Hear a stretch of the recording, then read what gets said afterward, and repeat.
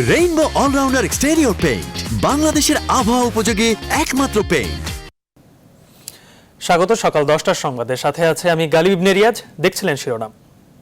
ইলেকট্রোফরেটিক কোটিংকৃত মরিচারোধী ও বিদ্যুৎ সাশ্রয়ী Marquis pump. Marquis energy saving pump. এবারে বিস্তারিত। সাধারণ ক্ষমার আওতায় দেশে ফেরত পাঠাতে 4টি ডিটেনশন ক্যাম্পে 4,500 অবৈধ বাংলাদেশি কর্মীদের জড়ো করেছে কুয়েত সরকার। কিন্তু সময় মতো ফ্লাইটের ব্যবস্থা করতে না পারায় 1 মাস ধরে চরম খাদ্য সংকট ও স্বাস্থ্য ঝুঁকিতে দিন কাটাচ্ছে প্রবাসীরা। এরই মধ্যে বিনা চিকিৎসায় ক্যাম্পের ভেতরেই মারা গেছেন অন্তত 4 জন। এসব নিয়ে ভুক্তভোগীরা আন্দোলন করায় তাদের ওপর ফাঁকা গুলি চালায় কুয়েত পুলিশ। স্থানীয় রাষ্ট্রদূত বলছেন, কুয়েত সরকারের তত্ত্বাবধানে থাকা ওই কর্মীদের জন্য আগামী সপ্তাহে 2টি ফ্লাইটের ব্যবস্থা হতে পারে। আরো জানাচ্ছেন লাকমিনা জেসমিন সোমা।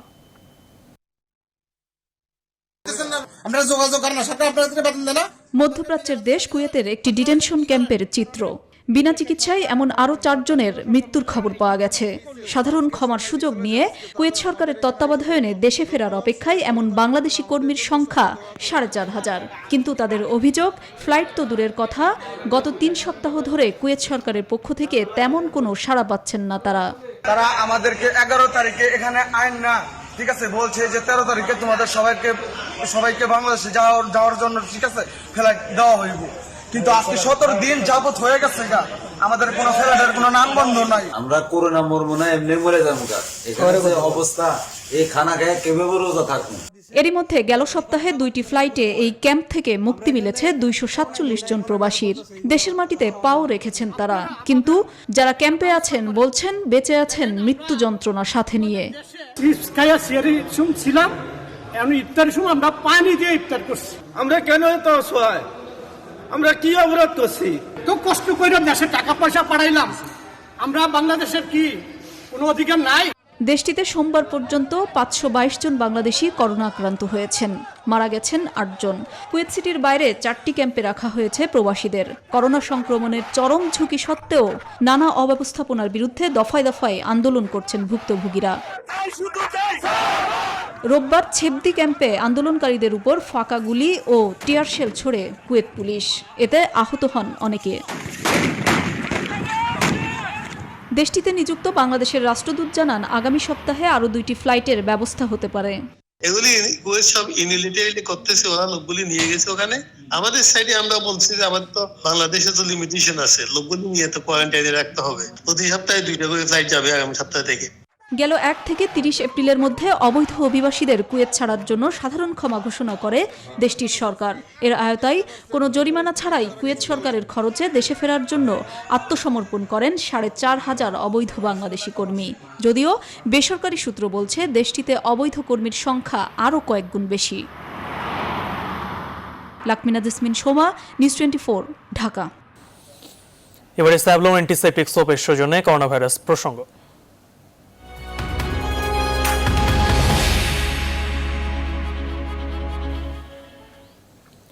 করোনা সংক্রমণের গুরুত্বপূর্ণ সময়ে মূল সমন্বয়ের দায়িত্বে থেকে সরে যেতে হচ্ছে জাতীয় রোগতত্ত্ব, রোগ নিয়ন্ত্রণ ও গবেষণা প্রতিষ্ঠান IEDCR-কে। এই দায়িত্ব পালন করতে শুরু করেছে স্বাস্থ্য অধিদপ্তর নিজেই। হঠকারী এই সিদ্ধান্তে স্বাস্থ্য মন্ত্রণালয়, অধিদপ্তর ও সংশ্লিষ্ট প্রতিষ্ঠানগুলোর মধ্যে সমন্বয়হীনতা সহ নানা ত্রুটির কথা বলছেন জনস্বাস্থ্য বিশেষজ্ঞরা। রিশাদ হাসান জানাচ্ছেন বিস্তারিত। বাংলাদেশে করোনা ভাইরাস সংক্রমণ শুরুর আগ থেকে মূল সমন্বয়ের কাজ করে আসছে জাতীয় রোগতত্ত্ব, রোগ নিয়ন্ত্রণ ও গবেষণা প্রতিষ্ঠান IEDCR। প্রায় 5 মাসে করোনা ভাইরাসের বিশ্ব পরিস্থিতি, বিদেশ ফেরতদের কোয়ারেন্টাইন, বাংলাদেশের সংক্রমণ, লকডাউন, মৃত্যু, নমুনা সংগ্রহ, পরীক্ষা সহ সব ধরনের সমন্বয়ের কাজ তারাই করেছে। তবে মূল সমন্বয়ের জায়গায় এখন থেকে কাজ করবে স্বাস্থ্য অধিদপ্তর। সঙ্গত কারণেই যাদের অগ্রভাগে থেকে নেতৃত্ব দেওয়ার কথা, তারা নেতৃত্ব দিতে চাইছে সংক্রমণের প্রায় 2 মাস পর। যদিও স্বাস্থ্য অধিদপ্তর বলছে IEDCR এর সাথে সমন্বয় করেই কাজ করা হবে। এখানে কোনো জায়গায় যে গ্যাপ হচ্ছে বা একটু কাজের মানটা কমে যাচ্ছে সেরকম না, বরঞ্চ একসাথে মিলে কাজ করলে কাজটা কিন্তু আরো বেশি ভালো পাওয়া যাবে। চলমান পরিস্থিতিতে ল্যাবগুলোয় জমা পড়ে আছে 1,500 নমুনা, যার পরীক্ষা কবে হবে তার তথ্য জানে না কেউ। জনস্বাস্থ্য বিশেষজ্ঞরা বলছেন, এমন সিদ্ধান্ত সমন্বয়হীনতার বহিঃপ্রকাশ। পুরো কার্যক্রমে পরিকল্পনাহীনতা, সমন্বয়হীনতার এবং আরো অনেক কিছুরই আভাস পাওয়া যাচ্ছে। আইইডিসিআর এর উপদেষ্টা বলছেন, জনবল বৃদ্ধি না করে অধিদপ্তরের দায়িত্ব নেওয়াটা আত্মঘাতী সিদ্ধান্ত। আইডিসিআর কিন্তু বলে আসছে প্রায় 1 মাস ধরে যে আমাদের জনবলের সংকট এবং আমাদের লজিস্টিকের সংকট, যানবাহন থেকে শুরু করে অন্যান্য বিষয়ে। স্বাস্থ্য অধিদপ্তর সেটি আইডিসিআর কে সরাসরি সেই লজিস্টিক না দিয়ে তারা সেই বিষয়ে তার দায়িত্বটা নিয়ে নিজে নিয়েছে। দীর্ঘদিন ধরে যে কাজ আইইডিসিআর করে আসছে তা নতুন কেউ করতে গেলে নানা প্রতিবন্ধকতা তৈরি হবে বলেও জানান তিনি। ঘন্টার পর ঘন্টা হটলাইন নাম্বারে ফোন দিয়ে না পাওয়া, নমুনা সংগ্রহ করতে না আসা সহ নানা ধরনের অভিযোগ এতদিন পর্যন্ত নিয়ে আসছিল আইইডিসিআর। এখন এই প্রতিষ্ঠানটির কাছ থেকে দায়িত্ব বুঝে নিয়েছে স্বাস্থ্য অধিদপ্তর। বিশেষজ্ঞরা বলছেন, ভবিষ্যতে বিনা অভিযোগে তারা এই কাজটি সম্পন্ন করতে পারবেন কিনা সেটাই বড় প্রশ্ন। রিশাদ হাসান, নিউজ 24, ঢাকা। প্রধানমন্ত্রী শেখ হাসিনা বলেছেন, মানুষের সুরক্ষা নিশ্চিত করে অর্থনীতির চাকা সচল করা হবে। এজন্য ঈদের আগে কেনাকাটার সুযোগ দেওয়া। তবে সংক্রমণ রোধে বিশ্ব স্বাস্থ্য সংস্থার পরামর্শ অনুযায়ী সব ধরনের ব্যবস্থা নিয়েছে সরকার। শাহ আলী জয়ের রিপোর্ট। উত্তরাঞ্চলীয় বিভাগ রংপুরের 8 জেলার ঊর্ধ্বতন সরকারি কর্মকর্তা আর জনপ্রতিনিধিদের সঙ্গে করোনা মোকাবেলায় করণীয় নির্ধারণ করতে প্রধানমন্ত্রীর এই ভিডিও কনফারেন্স। করোনায় স্থবির অর্থনীতিতে এই অঞ্চলে যেন খাদ্যাভাব বা মঙ্গা ফিরে না আসে তা নিশ্চিত করতে এ সময় সংশ্লিষ্টদের নির্দেশ দেন সরকার প্রধান। আয় উপার্জনের পথ নাই, তাদের জন্য আমরা কিছু নগদ আর্থিক সহায়তাও এই ঈদের আগে দিতে চাই।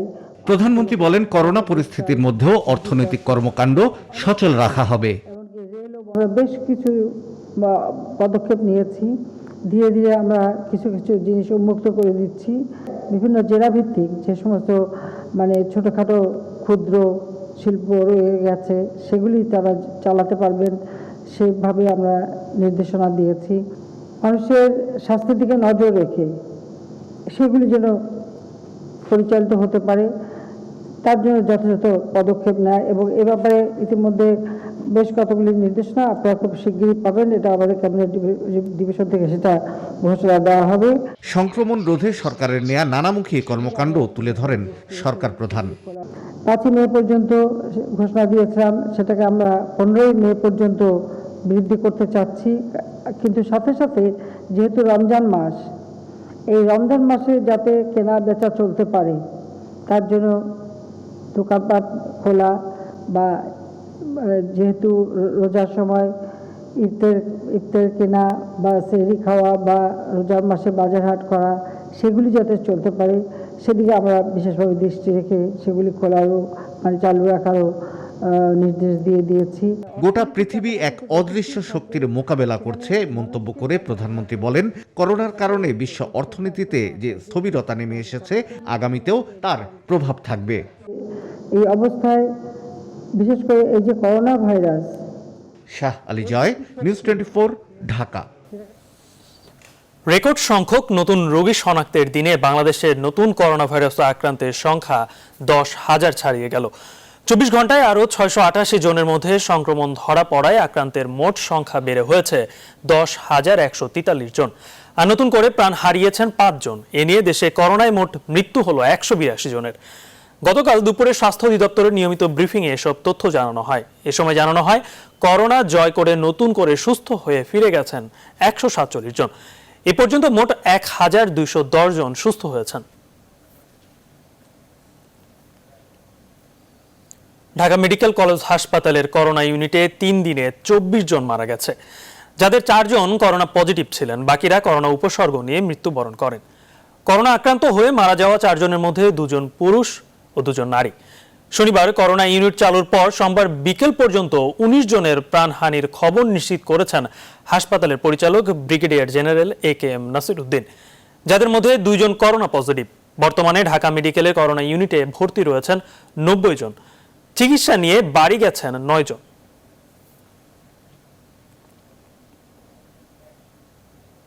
প্রাণঘাতী করোনা ভাইরাসে বিশ্বজুড়ে মৃতের সংখ্যা 2.5 লাখ ছাড়িয়েছে। আর প্রাণহানির সংখ্যা 2 থেকে 2.5 লাখ পার হতে সময় নিয়েছে মাত্র 8 দিন। শনাক্ত রোগীর সংখ্যা 36 লাখ ছাড়িয়েছে। এদিকে করোনার ভ্যাকসিনের খোঁজে একাট্টা হয়েছেন ইউরোপীয় কমিশন। প্রতিষেধক আবিষ্কারে প্রায় 8 বিলিয়ন ইউরোর বিশাল তহবিল গড়ার ঘোষণা দিয়েছেন তারা। তবে এই উদ্যোগে সামিল হয়নি যুক্তরাষ্ট্র, চীন ও রাশিয়া। বিস্তারিত জানাচ্ছেন চন্দ্রানী চন্দ্রা।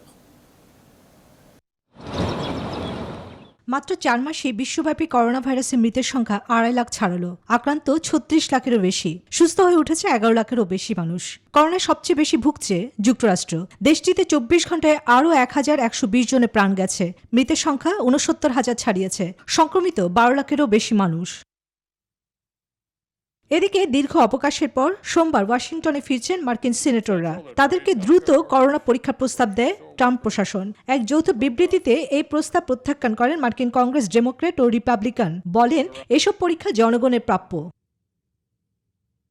এদিকে রাশিয়া ও ব্রাজিলে ঝড়ের গতিতে বাড়ছে সংক্রমণ। 24 ঘন্টায় রাশিয়াতে আক্রান্তের সংখ্যা 10,000 ছাড়িয়েছে। ব্রাজিলেও সংক্রমণ এরই মধ্যে 1 লাখ ছাড়িয়েছে। এদিকে ইউরোপের দেশগুলোতে করোনা প্রকোপ কমে আসায় লকডাউন শিথিল করা হয়েছে।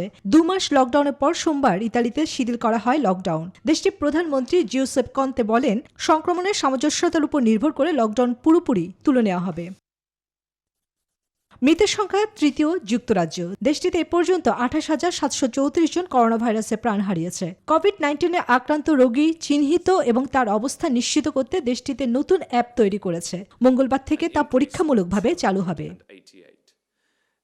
এদিকে করোনা ভাইরাসের টিকা উদ্ভাবন এবং আনুষঙ্গিক গবেষণার কমপক্ষে $8 কোটি তহবিলের জোগাড়ের চেষ্টা শুরু করেছে ইউরোপীয় কমিশন। এর অংশ হিসেবে সোমবার বিশ্ব নেতা ও মানবহিতৈষীদের সঙ্গে এক ভার্চুয়াল কনফারেন্সের আয়োজন করা হয়। এতে $100 কোটি করে দেওয়ার প্রতিশ্রুতি দিয়েছেন ইউরোপীয় কমিশন ও নরওয়ে। ফ্রান্স, সৌদি আরব ও জার্মানি $50 কোটি করে দিতে চেয়েছে। যুক্তরাষ্ট্রের সমালোচনা সত্ত্বেও করোনা মোকাবেলায় বিশ্ব স্বাস্থ্য সংস্থাকে সমর্থন দিয়েছেন নেতারা। তবে এই উদ্যোগে সামিল হয়নি যুক্তরাষ্ট্র, চীন ও রাশিয়া। চন্দ্রানী চন্দ্রা, নিউজ 24। সব কার্যক্রম শেষে করোনা রোগীদের চিকিৎসার জন্য প্রস্তুত দেশের সবচেয়ে বড় আইসোলেশন সেন্টার। সোমবার এই অস্থায়ী হাসপাতাল পরিদর্শন শেষে করোনা দুর্যোগের মধ্যে মানুষের পাশে দাঁড়াতে পেরে বসুন্ধরা গ্রুপ গর্বিত বলে জানান এর ব্যবস্থাপনা পরিচালক সায়েম সোভান। 2013 শয্যার আইসোলেশন সেন্টার প্রস্তুত হলেও শেষ হয়নি আইসিইউ সেন্টার নির্মাণের কাজ।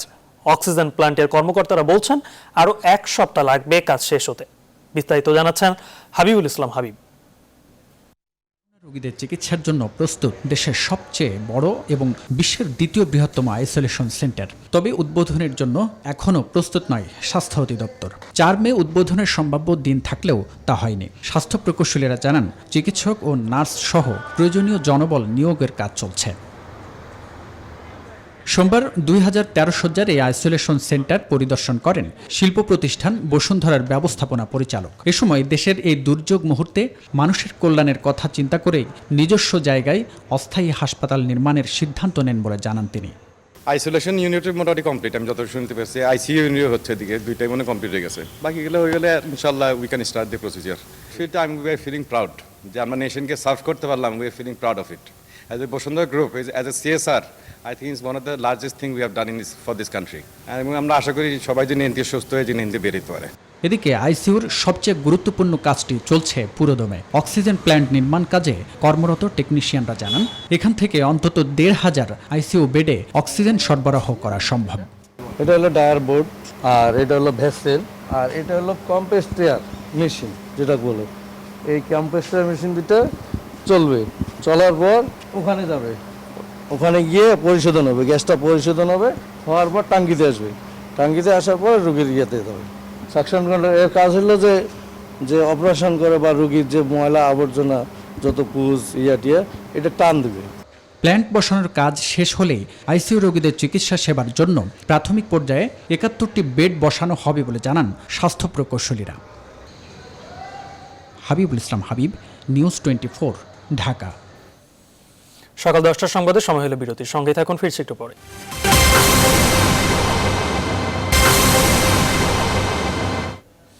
বিরতির পর আবারও স্বাগত সকাল 10টার সংবাদে। এবারে হেক্সল অ্যান্ড স্যানিটাইজারের সৌজন্যে করোনা ভাইরাস পরিস্থিতির আরো খবর।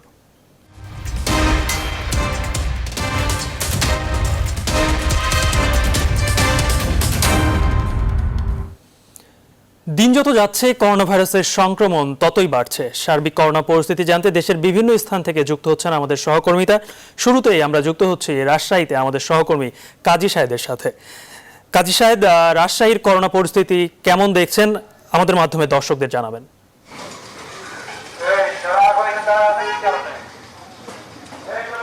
ধন্যবাদ গালিব। আমরা এর আগে সংবাদে যেমন দেখেছি যে লকডাউন আগে থেকেই ঘোষণা করা হয়েছিল। 8 মার্চ যখন প্রথম বাংলাদেশে করোনা রোগী শনাক্ত হয় তার পরপরই কিন্তু রাজশাহীতে এক ধরনের লকডাউন করা হয়েছিল এবং রাজশাহী নগরীতে যাতে কোনোভাবেই বাইরের গাড়িগুলি প্রবেশ করতে না পারে সেটি কিন্তু করা হয়েছিল।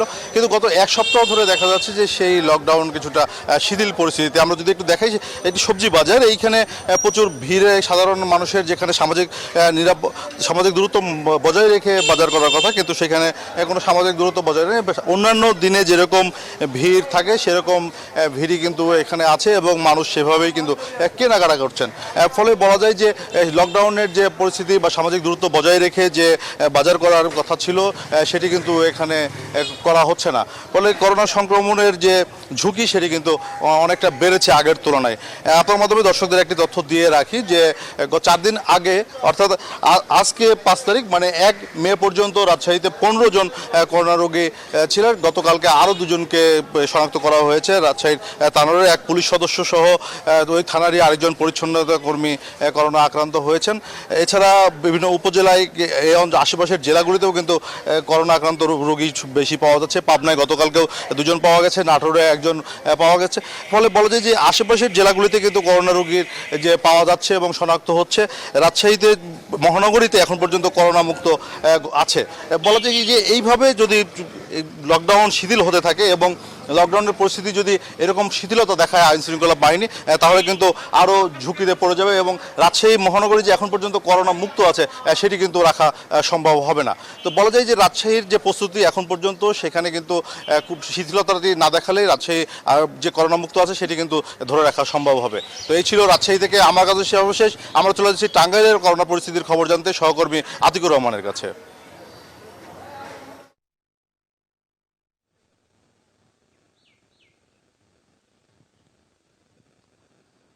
ধন্যবাদ শাহেদ। আসলে টাঙ্গাইলেও কিন্তু একই চিত্র কিন্তু আমরা লক্ষ্য করেছি। বিশেষ করে টাঙ্গাইলের বর্তমানে প্রায় 27 জন করোনা রোগী এখনো শনাক্ত হয়েছে এবং বিশেষ করে বাংলাদেশে করোনা আক্রান্ত যারা স্বাস্থ্যকর্মী রয়েছেন তারা কিন্তু আসলে আক্রান্ত দিন দিন বেড়েই চলছে। বিশেষ করে আমি যে চিত্রটি দেখাতে চাই সেটি হচ্ছে যে একদম প্রত্যন্ত যে গ্রামগঞ্জে আসলে যে টিকাদান কর্মসূচি পালন হচ্ছে, আসলে সেখানে কিন্তু অনেকটাই করোনার যে ঝুঁকি সেটা কিন্তু রয়েছে। বিশেষ করে যারা আসলে এখানে যারা স্বাস্থ্যকর্মী রয়েছেন তারা কিন্তু আসলে যে ধরনের যে প্রোটেকশন থাকা দরকার, যে ধরনের যে তাদের যে ধরনের আসলে যে ঝুঁকি নিয়ে কাজ করা সেটিও কিন্তু তারা আসলে করছেন। বিশেষ করে সারা বাংলাদেশে 1,20,000 এরকম কেন্দ্র রয়েছে এবং গ্রামগঞ্জে যারা আসলে নারী এবং শিশুদের এ ধরনের টিকা দিয়ে থাকেন এবং বিশেষ করে এই যে অঞ্চলের আমরা রয়েছি সেটি হচ্ছে টাঙ্গাইলে এবং দেখতেই পাচ্ছেন যে এখানে যারা এসেছেন নারীরা বিশেষ করে শিশুদেরকে নিয়ে যে ধরনের সামাজিক দূরত্ব সেটিও কিন্তু আসলে এখানে মানা হচ্ছে না। এক কথায় যে আসলে তারা কিন্তু অনেকটাই ঝুঁকি নিয়ে কাজ করছেন এবং যারা স্বাস্থ্যকর্মী রয়েছেন তাদের থেকেও তাদের সাথে কথা বলেছি। তারা যেমনটি বলেছেন যে আসলে আমাদের যে ধরনের স্বাস্থ্যর যে সুবিধা আসলে যে ধরনের পিপি দেওয়ার কথা সেটি কিন্তু আসলে তাদেরকে আসলে বহন করছে না, যার কারণে তাদেরও কিন্তু এক ধরনের ঝুঁকি রয়েছে এবং দেখতেই পাচ্ছেন যে একজন শিশুকে টিকা দেওয়া হচ্ছে এবং এটি কিন্তু তাদেরকে যে হাত দিয়ে ছোঁয়া এবং মুখের কাছে নেওয়া বিভিন্ন ধরনের কিন্তু তারা তাদেরকে ধরে আসলে টিকা দিচ্ছেন, যার কারণে শিশু এবং নারীরা কিন্তু এক ধরনের করোনার আসলে ঝুঁকির মধ্যে রয়েছে। আসলে এই ছিল আমার কাছে টাঙ্গাইল থেকে সর্বশেষ। আমরা ফিরে যাচ্ছি যশোরে, সেখানে রয়েছেন রিপনের কাছে জানবো সর্বশেষ করোনা পরিস্থিতি। রিপন।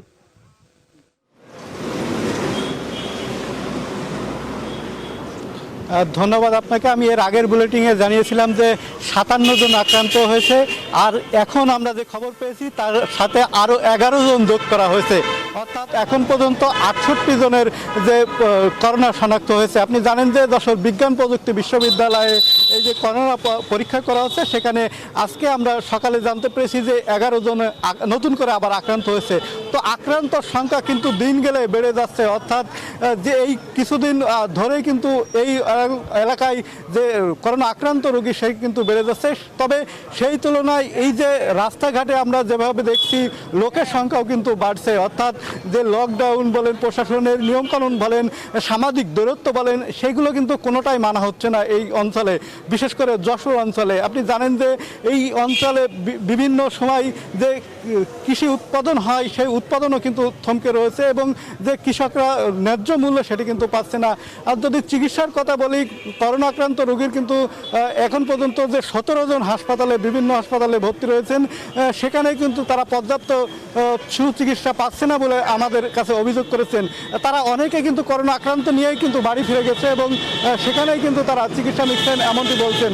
আর ডাক্তাররা কিন্তু নিয়মিত অভিযোগ করেন যে তাদের যে সরঞ্জাম সেটি কিন্তু তারা সরাসরি পাচ্ছে না। আপনি জানেন যে ইতিমধ্যে কয়েকজন ডাক্তার, নার্স এবং স্বাস্থ্যকর্মী তারাও কিন্তু আক্রান্ত হয়েছেন এই করোনা রোগে। তো সব মিলে কিন্তু একটি জগা খিচুড়ি অবস্থা বিরাজ করছে প্রশাসনের মধ্যে। আমরা তো প্রশাসনের পক্ষ থেকে খুব বেশি পদক্ষেপ নিচ্ছে এমনটি কিন্তু আমাদের চোখে পড়েনি। তারা দু এক সময় কিছুটা পদক্ষেপ নিলেও কিন্তু সারাদিনের যে পদক্ষেপ সেটি কিন্তু তারা নিতে আমরা লক্ষ্য করিনি। ফলে কিন্তু তারা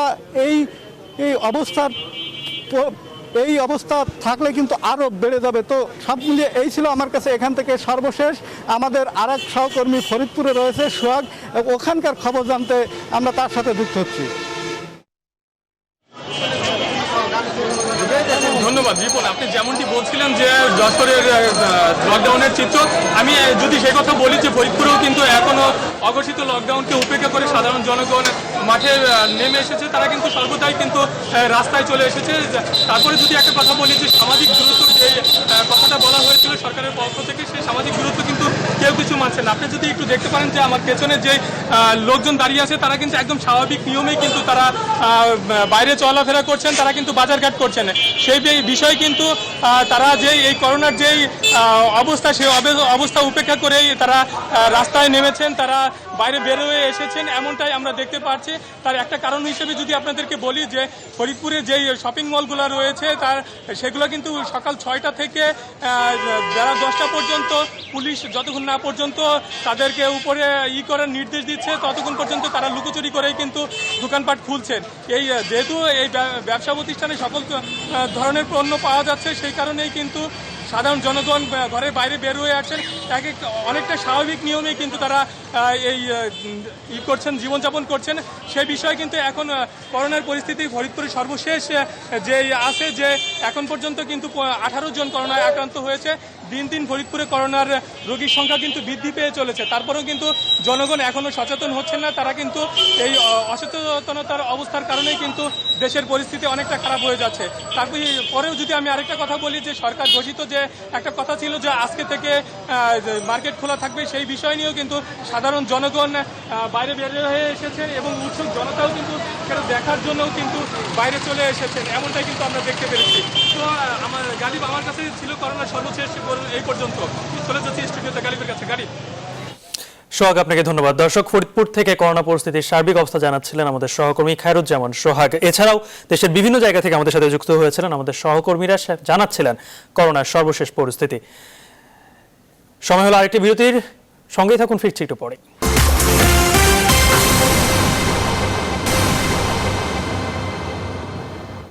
বিরতির পর আরও একবার স্বাগত সকাল 10টার সংবাদে।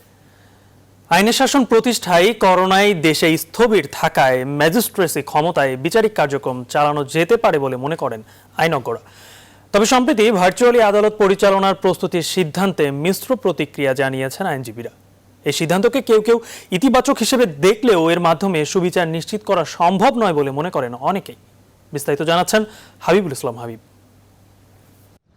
করোনা যেমন মানুষকে করেছে ঘরবন্দি, ঠিক তেমনি বিচার প্রার্থীদের জন্য হয়েছে চরম অস্বস্তির কারণ। বিশেষ করে যারা লঘুদণ্ডে কারাবরণ বা শাস্তি ভোগ করছেন, সবচেয়ে বিপাকে তারাই। এসব বিবেচনায় সীমিত পরিসরে আদালত পরিচালনার সিদ্ধান্ত নিলেও করোনার ঝুঁকি থাকায় সিদ্ধান্ত থেকে সরে আসে সরকার। বিশ্বের অন্যান্য দেশে সীমিত পরিসরে বিচারিক কার্যক্রম চললেও বর্তমান প্রেক্ষাপটে বাংলাদেশে তা ঝুঁকিপূর্ণ বলে মনে করছেন সিনিয়র আইনজীবীরা। তবে ন্যায় বিচারের স্বার্থে সরকার ম্যাজিস্ট্রেট কোর্ট পরিচালনার মাধ্যমে লঘু অপরাধের বিচার নিষ্পত্তি করতে পারে বলে মনে করেন তারা। সুপ্রিম কোর্ট আপনারা জানেন যে সেপ্টেম্বরে একটা বড় বন্ধ থাকে, 1 মাসের বন্ধ থাকে। আমরা যদি এই বন্ধটাকে ওই সময় যদি আমরা কোর্টটাকে খোলা রাখতে পারি, আমাদের যে কর্মঘণ্টা আদালতের সেখানে আমরা 1 ঘন্টা যদি আমরা বৃদ্ধি করতে পারি, আমরা আরেকটা কাজ করতে পারি, সপ্তাহে 2 দিন বন্ধ। আমরা হয়তো 2 দিন বন্ধের জায়গায় একটা বন্ধকে মাসে হয়তো 2 দিন আমরা শনিবার খুলতে পারি। দেশে তো স্বাভাবিক অবস্থা নাই। এই অবস্থায় সরকার ইচ্ছা করলে দীর্ঘদিন যারা জেলখানায় আটক আছে, যারা রাজনৈতিক কারাবন্দী আছে, তাদেরকে সরকার ইচ্ছা করলে এক্সিকিউটিভ আদেশ দ্বারা তাদেরকে মুক্ত করে দিতে পারতেন।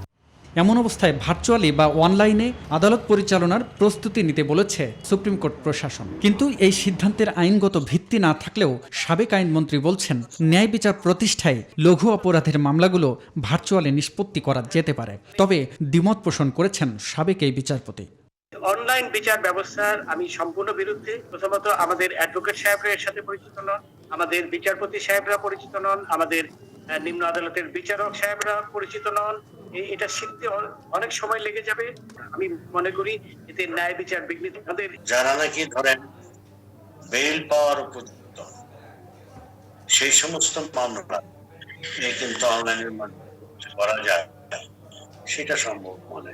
কিন্তু যে সমস্ত কন্টেস্টেড ম্যাটার, যেমন খুনের মামলা বা ডাকাতির মামলা, সেগুলা তো আর ক্রিমিনাল করা যাবে না। করোনার মতো দুর্যোগ মোকাবিলায় বিচারিক কার্যক্রম পরিচালনার জন্য ভবিষ্যতে আগেভাগে প্রস্তুতির আহ্বান জানান সিনিয়র আইনজীবীরা। হাবিবুল ইসলাম হাবিব, নিউজ 24, ঢাকা। এবার করোনা সংক্রমণের জন্য উন্মুক্ত স্থানে ইফতার বিক্রি নিষিদ্ধ। নির্দেশনা মেনে হোটেল রেস্তোরাঁয় সীমিত পরিসরে ইফতার আয়োজন হলেও সেখানেও ক্রেতা শূন্য। এছাড়া করোনা ভাইরাসের কারণে ফল দিয়ে ইফতারে আগ্রহ হারিয়েছেন মুসল্লিরা। এই পরিস্থিতিতে বাসায় বাহারি রকমের সুস্বাদু ইফতারের তৈরির চেষ্টা করছেন অনেকেই। বিস্তারিত তালুকদার বিপ্লবের প্রতিবেদনে। করোনা ভাইরাসের কারণে এবার ঘরের বাইরে ইফতারের আগ্রহ নেই মুসল্লিদের। রাজধানীর উত্তরা কিংবা ধানমন্ডি বিভিন্ন এলাকা ঘুরে দেখা যায় বিখ্যাত ইফতার বাজারগুলোতেও নেই কেনাবেচার তেমন কোনো ব্যস্ততা। দীর্ঘদিন পর রেস্টুরেন্ট খুলছেন অনেকে, বিক্রির জন্য সীমিত কিছু ইফতার তৈরির আয়োজন করছেন তারা। না, আমরা ওইভাবে লট আপ তৈরি করি না, জাস্ট কাস্টমারের মোটামুটি হোম ডেলিভারি এবং টেকওয়েতে একটা রেসপন্স আসে মোবাইলে, তার উপর ডিপেন্ড করেই ওগুলো তৈরি করা হয়। এভাবে চলবে, আল্লাহর কাছে হাজার শুকরিয়া, এখনো ভালো আছে, সুস্থ আছে। ক্রেতা শূন্য ফলের দোকানগুলোতেও অন্যরকম রমজান উদযাপন করছে বলে জানালেন বিক্রেতারা। গতবারের থেকে এবার বেচাকেনা একটু কম, আর মানুষজন বেরোতে পারতেছে না, করোনা আছে, এর লেগে ভয়ও কিনে না অনেক সময়। এই পরিস্থিতিতে এখন বাসাবাড়িতে নানা ইফতার আয়োজনের ব্যস্ততা। করোনার সময় সবাই ঘরে থাকায় বাহারি রকমের ইফতার তৈরিতে অংশ নিচ্ছেন পরিবারের অনেকে। নিজেরাই সবকিছু তৈরি করছি, কিন্তু খুব সুন্দর করে হচ্ছে।